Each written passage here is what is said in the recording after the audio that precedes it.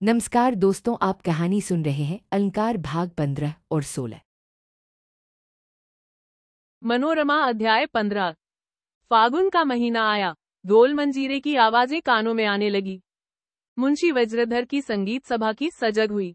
यूं तो कभी कभी 12 माहों बैठक होती, पर फागुन आते ही बिला नागा मृदंग पर थाप पड़ने लगी। उदार आदमी थे, फिक्र को कभी पास न आने देते, अपने शरीर को कभी कष्ट न देते थे। लड़का जेल में है, घर में स्त्री रोती रोती अंधी हुई जा रही है, सयानी बेटी घर पर बैठी हुई है, लेकिन मुंशी जी को कोई गम नहीं। पहले 25 रुपए में गुजर करते थे, अब 75 रुपए भी पूरे नहीं पड़ते। जिससे मिलते हैं, हंसकर सभी की मदद करने को तैयार। वादे सबके करते हैं, किसी ने झुककर सलाम किया और प्रसन्न हो गए। दोनों हाथों से वरदान बांटते फिरते हैं, चाहे पूरा एक भी न कर सके। अपने मोहल्ले के कई बेफिक्रों को, जिन्हें कोई टके को भी न पूछता, रियासत में नौकर करा दिया। किसी को चौकीदार, किसी को मुहर्रिर, किसी को कारिंदा। मगर नेकी करके दरिया में डालने की उनकी आदत नहीं। जिससे मिलते हैं अपना ही यश गाना शुरू करते हैं, और उनमें मनमानी अतिशयोक्ति भी करते हैं। मुंशी जी किसी को निराश नहीं करते, और कुछ न कर सके तो बातों से ही पेट भर देते हैं। जो काम पहुंच से बाहर होता है, उसके लिए भी हाँ हाँ कर देना, आंखें मारना, उड़न घाइयां बताना, इन चालों में यह सिद्ध है।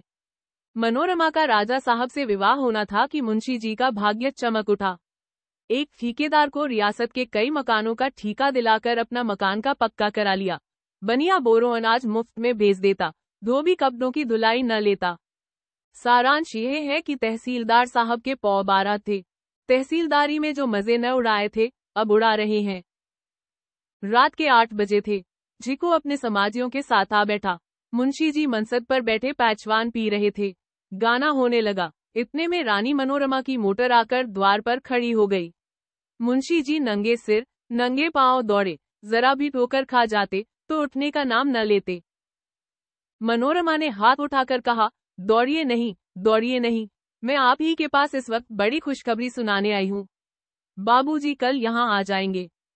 मुंशी, क्या लल्लू? मनोरमा, जी हाँ, सरकार ने उनकी मियाद घटा दी है। इतना सुनना था कि मुंशी की बेतहाशा दौड़े और घर में जाकर हौंसते हुए निर्मला से बोले, सुनती हो लल्लू कल आएंगे। मनोरमा रानी दरवाजे पर खड़ी है। यह कहकर उल्टे पांव फिर आ पहुंचे। मनोरमा, अम्मा जी क्या कर रही हैं? उनसे मिलती चलूं। मनोरमा घर में दाखिल हुई।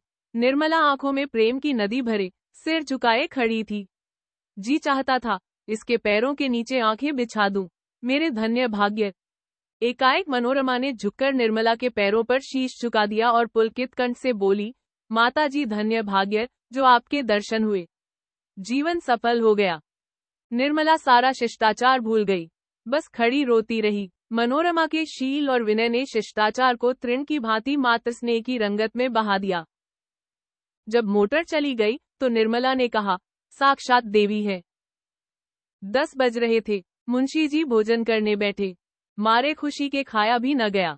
जल्दी से 2-4 कौर खाकर बाहर की ओर भागे और अपने इष्ट मित्रों से चक्रधर के स्वागत के विषय में आधी रात तक बातें करते रहे।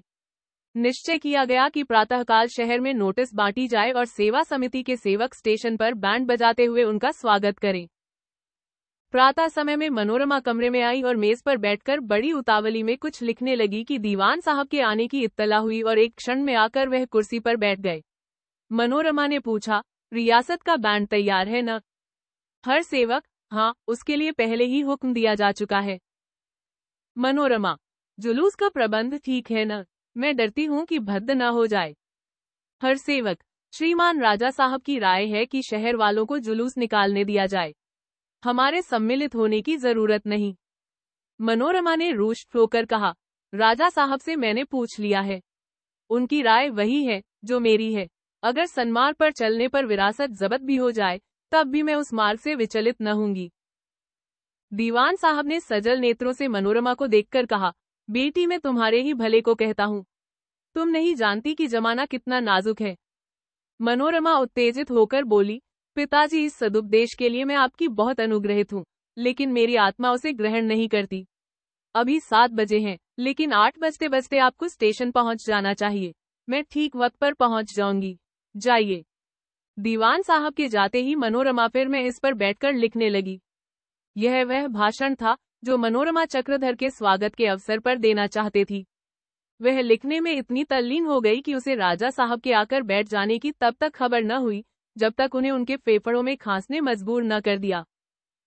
मनोरमा ने चौंक कर आंखें उठाई तो देखा कि राजा साहब बैठे हुए उसकी ओर प्रेम विवल नेत्रों से ताक रहे हैं। बोली, क्षमा कीजिएगा, मुझे आपकी आहट न मिली। क्या बहुत देर से बैठे हैं? राजा, नहीं तो अभी अभी आया हूँ। तुम लिख रही थी इसलिए छेड़ना उचित न समझा। मैं चाहता हूँ कि जुलूस इतनी धूमधाम से निकले कि इस शहर के इतिहास में अमर हो जाए। मनोरमा, यही तो मैं भी चाहती हूँ। राजा, मैं सैनिकों के आगे सैनिक वर्दी में रहना चाहता हूँ। मनोरमा ने चिंतित होकर कहा, आपका जाना उचित नहीं जान पड़ता। आप यहाँ उनका स्वागत कीजिएगा। अपनी मर्यादा का निर्वाह तो करना पड़ेगा। सरकार यूं ही हम लोगों पर संदेह करती है, तब तो फिर सत्तू बांधकर हमारे पीछे पड़ जाएगी। मनोरमा फिर लिखने लगी, जो कि राजा साहब को वहां से चले जाने का संकेत था। पर राजा साहब ज्यों की त्यों बैठे रहे। उनकी दृष्टि मकरंद के प्यासे भ्रमर की भांति मनोरमा के मुख कमल का माधुर्य रसपान कर रही थी। सहसा घड़ी में 9 बजे। मनोरमा कुर्सी से उठ खड़ी हुई। राजा साहब भी वृक्ष की छाया में विश्राम करने वाले पथिक की भांति उठे और धीरे धीरे द्वार की ओर चले। द्वार पर पहुंचकर वह फिर मुड़कर मनोरमा से बोले, मैं भी चलूं तो क्या हर्ज? मनोरमा ने करुण कमल नेत्रों से देखकर कहा, अच्छी बात है, चलिए। रेलवे स्टेशन पर कहीं तिल रखने को जगह न थी। अंदर का चबूतरा और बाहर का सहन आदमियों से खचाखच भरे थे। चबूतरे पर विद्यालयों के छात्र थे, रंग बिरंगी वर्दियां पहने, और सेवा समिति के सदस्य रंग बिरंगी झंडियां लिए हुए। मनोरमा नगर के कई महिलाओं के साथ सेवकों के बीच में खड़ी थी। बरामदे में राजा विशाल सिंह, उनके मुख्य कर्मचारी और शहर की रईस और नेता जमा थे। मुंशी वज्रधर इधर से उधर पैंतरे बदलते और लोगों को सावधान रहने की ताकीद करते फिरते थे। ठीक 10 बजे गाड़ी दूर से धुआं उड़ाते हुए दिखाई दी। अब तक लोग अपनी जगह कायदे के साथ खड़े थे, लेकिन गाड़ी के आते ही सारी व्यवस्था हवा हो गई। गाड़ी आकर रुकी और चक्रधर उतर पड़े। मनोरमा भी उन्माद से उन्मुक्त होकर चली, लेकिन 3-4 पग चली थी कि ठिठक गई और एक स्त्री की आड़ से चक्रधर को देखा। सेवा समिति का मंगलगान समाप्त हुआ तो राजा जी ने आगे बढ़कर नगर के नेताओं की तरफ से उनका स्वागत किया। सब लोगों उनसे गले मिले और यह जुलूस सजाया जाने लगा। चक्रधर स्टेशन के बाहर आए और तैयारियां देखी तो बोले, आप लोग इतना सम्मान करके मुझे लज्जित कर रहे हैं, मुझे तमाशा न बनाइए। सहयोग से मुंशी जी वही खड़े थे। यह बातें सुनी तो बिगड़कर बोले, तमाशा नहीं बनना था तो दूसरों के लिए प्राण देने को क्यों तैयार हुए थे? तुम ही अपनी इज्जत न करोगे तो दूसरे क्यों करने लगे? आदमी कोई काम करता है तो रुपए के लिए या नाम के लिए। यदि दोनों में से कोई हाथ न आए तो वह काम करना ही व्यर्थ है। यह कहकर उन्होंने चक्रधर को छाती से लगा लिया। चक्रधर रक्तहीन मुख लज्जा से आरक्त हो गया था और कुछ आपत्ति करने का साहस न हुआ। चुपके से राजा साहब की टुकड़ी पर बैठे। जुलूस नदेसर, चेतगंज, दशाश्वमेध और चौक पर होता हुआ दोपहर होते होते कबीर चौरे पर पहुंचा। यहाँ मुंशी जी के मकान के सामने एक बहुत बड़ा शामियाना लगा हुआ था। निरहुआ की यही सभा हो और चक्रधर को अभिनंदन पत्र दिया जाए। मनोरमा स्वयं पत्र पढ़कर सुनाने वाली थी, लेकिन जब पढ़ने को खड़ी हुई तो उसके मुंह से एक शब्द न निकला। मनोरमा को असमंजस में देखकर राजा साहब खड़े हुए और धीरे से कुर्सी पर बिठाकर बोले, सज्जनों, रानी के भाषण में आपको जो रस मिलता वह मेरे शब्दों में कहाँ। कोयल के स्थान पर कौवा हुआ खड़ा हो गया है। शहनाई की जगह नरसिंह ने ले ली है। आप लोगों को ज्ञात न होगा कि पूज्यवर चक्रधर रानी साहिबा के गुरु रह चुके हैं और वह भी उन्हें उसी भाव से देखती है। अपने ग्रुप का सम्मान करना शिष्या का धर्म है, किंतु रानी साहिबा का कोमल हृदय नाना प्रकार के आवेगों से इतना भरा हुआ है कि वाणी के लिए भी जगह नहीं रही। इसके लिए क्षम्य है। बाबू साहब ने जिस धैर्य और साहस से दोनों की रक्षा की वह आप लोग जानते ही हैं। जेल में भी आपने निर्भीकता से अपने कर्तव्य का पालन किया। आपका मन दया और प्रेम का सागर है। जिस अवस्था में और युवक धन की उपासना करते हैं, आपने धर्म जाति प्रेम की उपासना की है। मैं भी आपका पुराना भक्त हूँ। एक सज्जन ने टोका, आप ही ने तो उन्हें सजा दिलाई थी। राजा, हाँ, मैं से स्वीकार करता हूँ। राजा के मद में कुछ दिनों के लिए मैं अपने को भूल गया था। कौन है जो प्रभुता पाकर फूल न उठा हो। यह मानवीय स्वभाव है और आशा है आप लोग मुझे क्षमा करेंगे।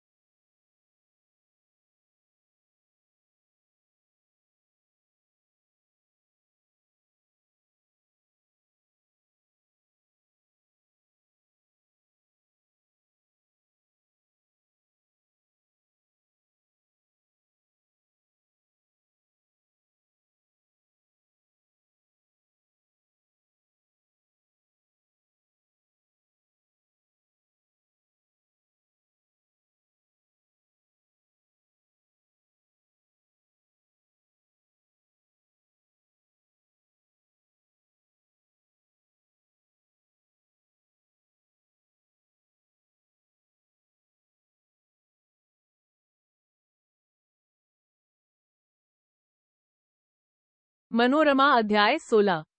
आगरा के हिंदू और मुसलमानों में आए दिन जूतियां चलती रहती थी। जरा जरा सी बात पर दोनों दलों के सिर फिर जमा हो जाते और दो चार के अंग भंग हो जाते। कहीं बनिए की डंडी मार दी और मुसलमानों ने उसकी दुकान पर धावा कर दिया, कहीं किसी जुलाहे ने किसी हिंदू का घड़ा छू लिया और मोहल्ले में फौजदारी हो गई। निज के लड़ाई झगड़े सांप्रदायिक संग्राम के क्षेत्र में खींच लाए जाते थे। दोनों ही धर्म मजहब के नशे में चूर थे। होली के दिन थेम गलियों में गुलाल के छींटे उड़ रहे थे। इतने जोश में कभी होली ना मनाई गई थी। संयोग से एक मिर्जा साहब हाथ मुर्गी लटका के कहीं से चले जा रहे थे। उनके कपड़े पर दो चार छींटे पड़ गए। बस गजब ही हो गया। सीधे जामे मस्जिद पहुंचे और मीनार पर खड़े होकर बांग दी, ये उम्मते रसूल, आज एक काफिर के हाथों से मेरे दीन का खून हुआ है। उसके छींटे मेरे कपड़े पर पड़े हैं। या तो काफिरों से इस खून का बदला लो या मीनार से गिरकर नबी की खिदमत में फरियाद सुनाने जाऊं। बोलो मंजूर है। मुसलमानों ने यह ललकार सुनी और उनकी त्योरियां बदल गई। शाम होते होते 10,000 आदमी तलवारें लिए जामे मस्जिद के सामने आकर खड़े हो गए। सारे शहर में तहलका मच गया। हिंदुओं के होश उड़ गए। होली का नशा हिरन हो गया। पिचकारियां छोड़ छोड़ लोगों ने लाठियां संभाली, लेकिन यहाँ कोई जामे मस्जिद नहीं थी, न वह ललकार न दीन का जोश। सबको अपनी अपनी पड़ी हुई थी। बाबू यशोदानंदन कभी इस अफसर के पास जाते, कभी उस अफसर के पास। लखनऊ तार भेजे, दिल्ली तार भेजे, मुस्लिम नेताओं के नाम तार भेजे, लेकिन कोई फल न निकला। और अंत में जब यह निराश होकर उठे तो मुस्लिम वीर धावा बोल चुके थे। वे अली अली का शोर मचाते चले जाते थे कि बाबू साहब नजर आ गए। फिर क्या था, सैकड़ों आदमी मारो कहते हुए लपके। बाबू साहब ने पिस्तौल निकाली और शत्रुओं के सामने खड़े हो गए। सवाल जवाब कौन करता। उन पर चारों तरफ से वार होने लगे। पिस्तौल चलाने की नौबत भी न आई। यही सोचते रह गए कि समझाने से ये लोग शांत हो जाए तो क्यों किसी की जान लूं। अहिंसा के आदर्श ने हिंसा का हथियार हाथ पर भी उनका दामन न छोड़ा। बाबू यशोदानंदन के मरने की खबर पाते ही सेवा दल के युवकों का खून खौल उठा। 2-3 युवक तलवारी लेकर निकल पड़े और मुसलमान मोहल्ले में घुसे। हिंदू मोहल्ले में जो कुछ मुसलमान कर रहे थे, मुसलमान मोहल्लों में वही हिंदू करने लगे। अहिंसा ने हिंसा के सामने से झुका दिया। सिरसा खबर उड़ी कि यशोदानंदन के घर पर आग लगा दी गई है और दूसरे घरों में भी आग लगाई जा रही है। सेवा दल वालों के कान खड़े हुए। 2-2,500 आदमियों का दल डबल मार्च करता हुआ उस स्थान को चला जहां यह बरनावल दहक रहा था। यहाँ किसी मुसलमान का पता नहीं था। आग लगी थी, लेकिन बाहर की ओर। अंदर जाकर देखा तो घर खाली पड़ा हुआ था। वागीश्वरी एक कोठरी में द्वार बंद किए हुए बैठी थी। इन्हें देखते ही वह रोती बाहर निकल आई और बोली, हाय मेरी अहिल्या, दौड़ो उसे ढूंढो। पापियों ने न जाने उसकी क्या दुर्गति की। हाय मेरे बच्ची। एक युवक ने पूछा, क्या अहिल्या को उठा ले गए? वागीश्वरी, हाँ भैया, उठा ले गए। मना कर रही थी कि एरी बाहर मत निकल, अगर मरेंगे तो साथ मरेंगे, लेकिन न मानी। जाकर ख्वाजा महमूद से कहो उसका पता लगाए। कहना, तुम्हें लाज नहीं आती। जिस लड़की को बेटी बनाकर मेरी गोद में सौंपा था, जिसके विवाह में 5,000 खर्च करने वाले थे, उसकी उन्हीं के पिछलगुओं के हाथों या दुर्गति। हाय भगवान। लोग ख्वाजा साहब के पास पहुंचे तो देखते हैं कि मुंशी यशोदानंदन की लाश रखी हुई है और ख्वाजा साहब बैठे रो रहे हैं। इन लोगों को देखकर बोले, तुम लोग समझते होंगे यह मेरा दुश्मन था। खुदा जानता है कि मुझे अपना भाई और बेटा भी इससे ज्यादा अजीज नहीं। फिर भी हम दोनों की जिंदगी के अंतिम साल मैदानबाजी में गुजरे। आज उसका क्या अंजाम हुआ। हम दोनों दिल से मेल करना चाहते थे, पर हमारी मर्जी के खिलाफ कोई गैबी ताकत हमको लड़ाती थी। आप लोग नहीं जानते हो मेरी इससे कितनी गहरी दोस्ती थी। कौन जानता था इस गहरी दोस्ती का यह अंजाम होगा। एक युवक, हम लोग लाश को क्रियाक्रम के लिए ले जाना चाहते हैं। ख्वाजा, ले जाओ भाई, मैं भी साथ चलूंगा। मेरे कंधा देने में कोई हर्ज है। इतनी रियायत तो मेरे साथ करनी पड़ेगी। मैं पहले मरता तो यशोदा सिर पर खाक उड़ता हुआ मेरी मजार पर जरूर आता। युवक, अहिल्या को भी उठा ले गए। माताजी ने आपसे। ख्वाजा, क्या अहिल्या? मेरी अहिल्या को? कब? युवक, आज ही, घर में आग लगाने से पहले। ख्वाजा, कलाम मजीद की कसम, जब तक अहिल्या का पता न लगा लूंगा मुझे दाना पानी हराम है। तुम लोग लाश ले जाओ, मैं अभी आता हूँ। सारे शहर की खाक छान डालूंगा। भाभी से मेरी तरफ से अर्ज कर देना मुझसे मलाल न रखें। यशोदा नहीं है, लेकिन महमूद है। जब तक उसके दम में दम है उन्हें कोई तकलीफ न होगी। कह देना महमूद यो तो अहिल्या को खोज निकालेगा या मुंह में कालिख लगाकर डूब मरेगा। यह कहकर ख्वाजा साहब उठ खड़े हुए, लकड़ी उठाई और बाहर निकल गए। चक्रधर को आगरे के उपद्रव, यशोदा नंदन की हत्या और अहिल्या के अपहरण का शोक समाचार मिला तो उन्होंने व्यग्रता में आकर पिता को पत्र सुना दिया और बोले, मेरा वहां जाना बहुत जरूरी है। वज्रधर, जाकर करोगे ही क्या? जो कुछ होना था तो हो चुका, अब जाना व्यर्थ है। चक्रधर, कम से कम अहिल्या का तो पता लगाना ही होगा। वज्रधर, यह भी व्यर्थ है। पहले तो उसका पता लगाना ही मुश्किल है और लग भी गया तो तुम्हारा अब उससे क्या संबंध? अब हम मुसलमानों के साथ रह चुकी है तो कौन हिंदू उसे पूछेगा। चक्रधर, इसीलिए तो मेरा जाना और भी जरूरी है। वज्रधर, ऐसी बहू के लिए हमारे घर में स्थान नहीं है। चक्रधर निश्चयात्मक भाव से कहा, वह आपके घर में न आएगी। वज्रधर ने भी उतने ही निर्दय शब्द में उत्तर दिया, अगर तुम्हारा ख्याल हो कि पुत्र प्रेम के वश होकर मैं अंगीकार कर लूंगा तो ये तुम्हारी भूल है। अहिल्या कुलदेवी नहीं हो सकती, चाहे इसके लिए मुझे पुत्र वियोग ही सहना पड़े।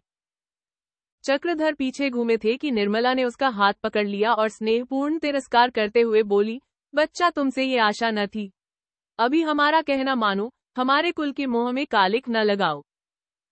चक्रधर ने हाथ छुड़ाकर कहा, मैंने आपकी आज्ञा कभी भंग नहीं की, लेकिन इस विषय में मजबूर हूँ। वज्रधर, यह तुम्हारा अंतिम निश्चय है। चक्रधर, जी हाँ, अंतिम। यह कहते हुए चक्रधर बाहर निकल आए और कुछ कपड़े साथ में लिए स्टेशन की तरफ चल दिए। चक्रधर आगरा पहुंचे तो सवेरा हो गया था। एक क्षण तक वे खड़े सोचते रहे, कहाँ जाऊं। बाबू यशोदानंदन के घर जाना व्यर्थ था। अंत को उन्होंने ख्वाजा महमूद के घर चलना निश्चय किया। ख्वाजा साहब के द्वार पहुंचे तो देखा कि हजारों आदमी एक लाश को घेरे खड़े हैं और उसे कब्रिस्तान ले चलने की तैयारी हो रही है। चक्रधर तुरंत तांगे से उतर के पड़े और लाश के पास जाकर खड़े हो गए। कहीं ख्वाजा साहब तो नहीं कत्ल कर दिए गए।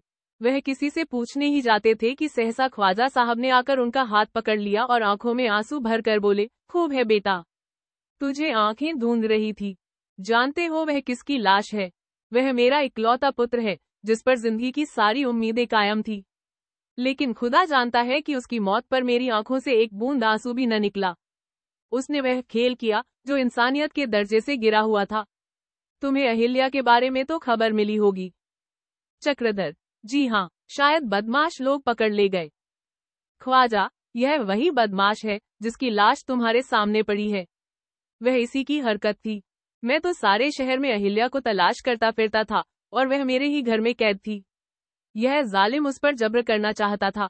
आज उसने मौका पाकर इसे जहन्नुम का रास्ता दिखा दिया, सीने में छुरी भोंक दी। चक्रधर, मुझे यह सुनकर बहुत अफसोस हुआ। मुझे आपके साथ काबिल हमदर्दी है। आपका सा इंसाफ परवर, हक परस्त आदमी इस दुनिया में न होगा। पहले आप कहाँ हैं? ख्वाजा, इसी घर में। सुबह से कई बार कह चुका हूँ कि तुझे तेरे घर पहुँचाऊं, पर जाती है नहीं, बस बैठी रो रही है। लाश उठाई गई। शोक समाज पीछे पीछे चला। चक्रधर भी ख्वाजा साहब के साथ कब्रिस्तान तक गए। जिस वक्त लाश कब्र में उतारी गई, ख्वाजा साहब रो पड़े। यह क्षमा के आंसू थे। चक्रधर भी आंसुओं को रोक न सके। दोपहर होते होते लोग घर लौटे। ख्वाजा साहब जरा दम लेकर बोले, आओ बेटा, तुम्हें अहिल्या के पास ले चलूं। यह कहकर ख्वाजा साहब ने चक्रधर का हाथ पकड़ लिया और अंदर चले। चक्रधर का हृदय बांसों उछल रहा था। अहिल्या के दर्शनों के लिए वह इतने उत्सव कभी न थे। वह एक खिड़की के सामने खड़ी बगीचे की ओर ताक रही थी। सहसा चक्रधर को देखकर वह चौंक पड़ी और घूंघट में मुंह छुपा लिया। फिर एक क्षण के बाद वह उनके पैरों को पकड़कर अश्रुधारा से रोने लगी। चक्रधर बोले, अहिल्या, मुझे तुम्हारे चरणों पर सिर झुकाना चाहिए। तुम बिल्कुल उल्टी बात कर रही हो। यह कहकर उन्होंने अहिल्या का हाथ पकड़ लिया, लेकिन वह हाथ छुड़ाकर हट गई और कांपते हुए स्वर में बोली, नहीं नहीं, मेरे अंग को मत स्पर्श कीजिए। सूखा हुआ फूल देवताओं पर नहीं चढ़ाया जाता। आपकी सेवा करना मेरे भाग्य में न था। मैं जन्म से ही अभागिनी हूँ। आप जाकर अम्मा को समझा दीजिए। मेरे लिए अब दुख न करें। मैं निर्दोष हूँ, लेकिन ऐसी हो कि नहीं कि आपकी प्रेम पात्री बन सकूं। चक्रधर से अब न रहा गया। उन्होंने फिर अहिल्या का हाथ पकड़ लिया और बोले, अहिल्या, जिस देह में पवित्र और निष्कलंक आत्मा रहती है, वह देह भी पवित्र निष्कलंक रहती है। मेरी आंखों में आज तुम उससे कहीं अधिक पवित्र और निर्मल हो, जितनी पहले थी। अहिल्या कई मिनट तक चक्रधर के कंधे पर सिर के रोती रही। फिर बोली, तुम सिर्फ दया भाव से और मेरा उद्धार करने के लिए यह कालिमा सिर चढ़ा रहे हो या प्रेम भाव से? चक्रधर का दिल बैठ गया। अहिल्या की सरलता पर उसे दया आ गई। वह अपने को ऐसी अभागिनी और दीन समझ रही थी कि इसी विश्वास ही नहीं आता मैं इससे शुद्ध प्रेम कर रहा हूँ। बोले, तुम्हें क्या जान पड़ता है अहिल्या? अहिल्या, तुम्हारे मन में प्रेम से अधिक दया का भाव है। चक्रधर, अहिल्या, तुम मुझ पर अन्याय कर रही हो। अहिल्या, जिस वस्तु को लेने की सामर्थ्य मुझ में नहीं है, उस पर हाथ न बनाऊंगी। मेरे लिए यही बहुत है जो आप दे रहे हैं। वैसे भी अपना धन्य भाग्य समझती हूँ। फिर सहसा अहिल्या ने कहा, मुझे भय है कि मुझे आश्रय देकर आप बदनाम हो जाएंगे। कदाचित आपके माता पिता आपका तिरस्कार करें। मेरे लिए इससे बड़ी सौभाग्य की बात नहीं हो सकती कि आपकी दासी बनूं, लेकिन आपकी तिरस्कार और अपमान का ख्याल करके जी में आता है कि क्यों न इस जीवन का अंत कर दूं। चक्रधर की आंखें करुणार्द्र हो गई। बोले, अहिल्या, ऐसी बातें न करो। अपनी आत्मा की अनुमति के सामने मैं माता पिता के विरोध की परवाह नहीं करता। मैं तुमसे विनती करता हूँ कि ये बातें फिर जबान पर न लाना। अहिल्या ने अब की स्नेह सजल नेत्रों से चक्रधर को देखा। शंका की दाह जो उसके मर्मस्थल को जलाया जा रही थी, शीतल आर्द्र शब्दों से शांत हो गई। शंका की ज्वाला शांत होते ही उसकी दाह चंचल दृष्टि स्थिर हो गई और चक्रधर की सौम्य मूर्ति प्रेम की आंखों से प्रकाशमान आंखों के सामने खड़ी दिखाई दी। बाबू यशोदानंदन की क्रियाकर्म के तीसरे ही दिन चक्रधर का अहिल्या से विवाह हो गया। चक्रधर तो अभी कुछ दिन टालना चाहते थे, लेकिन वागीश्वरी ने बड़ा आग्रह किया। विवाह में कोई धूमधाम नहीं हुई। जिस दिन चक्रधरा अहिल्या को विदा कर काशी चले, हजारों आदमी स्टेशन पर पहुंचाने आए। वागीश्वरी का रोते रोते बुरा हाल था। जब अहिल्या जाकर पालकी पर बैठी तो वह दुखिया पछाड़ खाकर गिर पड़ी। अहिल्या भी रो रही थी, लेकिन शोक से नहीं, वियोग से। भाग्यश्री की गर्दन में उसके करपाश इतने सुदृढ़ हो गए कि दूसरी स्त्रियों ने बड़ी मुश्किल से छुड़ाया। लेकिन चक्रधर के सामने दूसरी ही समस्या उपस्थित ही रही थी। वह घर तो जा रहे थे, लेकिन उस घर के द्वार बंद थे। पिता का क्रोध, माता का तिरस्कार, संबंधियों की अवहेलना, उन सभी शंकाओं से चित्त उद्विग्न हो रहा था। सबसे विकट समस्या यह थी कि गाड़ी से उतरकर जाऊंगा कहाँ। इन चिंताओं से उसकी मुख मुद्रा इतनी मलिन हो गई कि अहिल्या ने उनसे कुछ कहने के लिए उनकी ओर देखा तो चौंक पड़े। उसकी वियोग व्यथा अब शांत हो गई थी और हृदय में उल्लास का प्रवाह होने लगा था। लेकिन पति की उदास मुद्रा देखकर वह घबरा गई। बोली, आप इतने उदास क्यों हैं? क्या अभी से मेरी फिक्र सवार हो गई? चक्रधर ने झेपते हुए कहा, नहीं तो उदास क्यों होने लगा? यह उदास होने का समय है या आनंद मनाने का? मगर जितना ही अपनी चिंता को छिपाने का प्रयत्न करते थे, उतना ही वह और भी प्रत्यक्ष होती जाती थी, जैसे दरिद्र अपनी साख रखने की चेष्टा में और भी दरिद्र होता जाता है। अहिल्या ने गंभीर भाव से कहा, तुम्हारी इच्छा है, न बताओ। लेकिन यही इसका आशय है कि तुम्हें मुझ पर विश्वास नहीं। यह कहते कहते अहिल्या की आंखें सजल हो गई। चक्रधर से अब जब्त न हो सका। उन्होंने संक्षेप में सारी बातें कह सुनाई और अंत में प्रयाग उतर जाने का प्रस्ताव किया। अहिल्या ने गर्व से कहा, अपना घर रहते प्रयाग क्यों उतरे? वे कितने ही नाराज हो, है तो हमारे माता पिता। आप इन चिंताओं को दिल से निकाल डालिए। उनको प्रसन्न करने का भार मुझ पर छोड़ दें। मुझे विश्वास है कि उन्हें मना लूंगी। चक्रधर ने अहिल्या को गदगद नेत्रों से देखा और चुप ही रहे। रात को 10 बजते बजते गाड़ी बनारस पहुंची। अहिल्या के आश्वासन देने पर भी चक्रधर बहुत चिंतित हो रहे थे कि कैसे क्या होगा। लेकिन उन्हें कितना आश्चर्य हुआ जब उन्होंने मुंशी जी को 2 आदमियों के साथ स्टेशन पर उनकी राह देखता पाया। पिता के उस असीम, अपार, अलौकिक वात्सल्य ने उन्हें इतना पुलकित किया कि वे जाकर पिता के पैरों पर गिर पड़े। मुंशी जी ने उन्हें दौड़कर छाती से लगा लिया और उनके श्रद्धाश्रुओं को रूमाल से पोंछते हुए स्नेह कोमल शब्दों में बोले, कम से कम एक तार तो दे देते कि मैं किस गाड़ी से आ रहा हूँ। खत तक न लिखा। यहाँ बराबर 10 दिल से 2 बार स्टेशन दौड़ा आता हूँ और एक आदमी हरदम बाहर तुम्हारे इंतजार में बिठाए रखता हूँ कि न जाने कब किस गाड़ी से आ जाओ। कहाँ है बहू? चलो उतार लाएं। बहू के साथ यहीं ठहरो। स्टेशन मास्टर से कहकर वेटिंग रूम खुलवाए देता हूँ। मैं दौड़कर जरा बाजे गाजे, रोशनी, सवारी की फिक्र करूँ। बहू का स्वागत तो करना ही होगा। यहाँ के लोग क्या जानेंगे कि बहू आती है। वहाँ की बात और थी, यहाँ की बात और है। भाई बंधों के साथ रस्म रिवाज मानना है पड़ता है। यह कहकर मुंशी जी चक्रधर के साथ गाड़ी के द्वार पर खड़े हो गए। अहिल्या ने धीरे से उतरकर उनके चरणों पर सिर रख दिया। उसकी आंखों से आनंद और श्रद्धा के आंसू बहने लगे। मुंशी जी ने उसके सिर पर हाथ रखकर आशीर्वाद दिया और दोनों प्राणियों को वेटिंग रूम में बिठाकर बोले, किसी को अंदर आने मत देना। मैंने साहब से कह दिया है, मैं कोई घंटे भर में आऊंगा। चक्रधर ने दबी जबान से कहा, इस वक्त धूमधाम करने की जरूरत नहीं, सवेरे तो सब मालूम हो ही जाएगा। मुंशी जी ने लकड़ी संभालते हुए कहा, सुनती हो बहू इनकी बातें? सवेरे लोग जानकर क्या करेंगे? दुनिया क्या जानेगी कि बहू कब आए? मुंशी जी जब चले गए तो अहिल्या ने चक्रधर को आड़े हाथों लिया। बोली, ऐसे देवता पुरुष के साथ तुम अकारण ही अनर्थ कर रहे थे। मेरा तो जी चाहता है कि घंटों उनके चरणों पर पड़ी रोया करूं। चक्रधर लज्जित हो गए। इसका प्रतिवाद तो न किया, पर उनका मन कह रहा था कि इस वक्त दुनिया को दिखाने के लिए पिताजी कितनी ही धूमधाम क्यों न कर ले, घर में कोई न कोई गुल खिलेगा जरूर। मुंशी जी को गए अभी आधा घंटा भी न हुआ था कि मनोरमा कमरे के द्वार पर आकर खड़ी दिखाई दी। उसने कहा, वाह बाबूजी, आप चुपके चुपके बहू जी को उड़ा लाए और मुझे खबर तक न दी। मुंशी जी न कहते तो मुझे मालूम ही न होता। आपने अपना घर बसाया, मेरे लिए भी कोई सौगात लाए। यह कहकर वह अहिल्या के पास गई और दोनों गले मिली। मनोरमा ने हाथ से एक जड़ाऊ कंगन निकालकर अहिल्या को पहना दिया।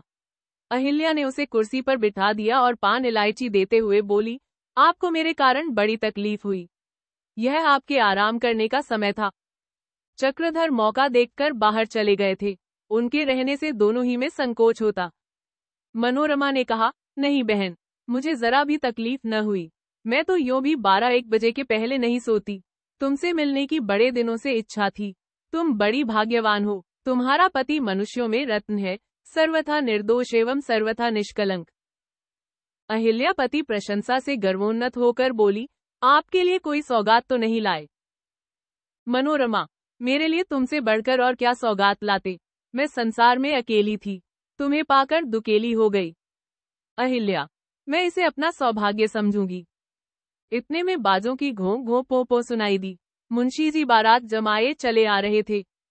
अहिल्या के हृदय में आनंद की तरंगे उठ रही थी। कभी उसका स्वागत इस ठाट से होगा, कभी इतनी बड़ी रानी उसकी सहेली बनेगी, कभी उसका इतना आदर सत्कार होगा, उसने कल्पना भी न की थी। मनोरमा ने उसे धीरे धीरे ले जाकर सुखपाल में बिठा दिया। बारात चली। चक्रधर एक सुरंग घोड़े में सवार थे। अलंकार भाग 15 और 16 समाप्त हुई। अगला भाग 17 और 18 आगे। कहानी समाप्त हुई। आपको यह कहानी कैसी लगी कमेंट बॉक्स में लिखकर जरूर बताएं। धन्यवाद।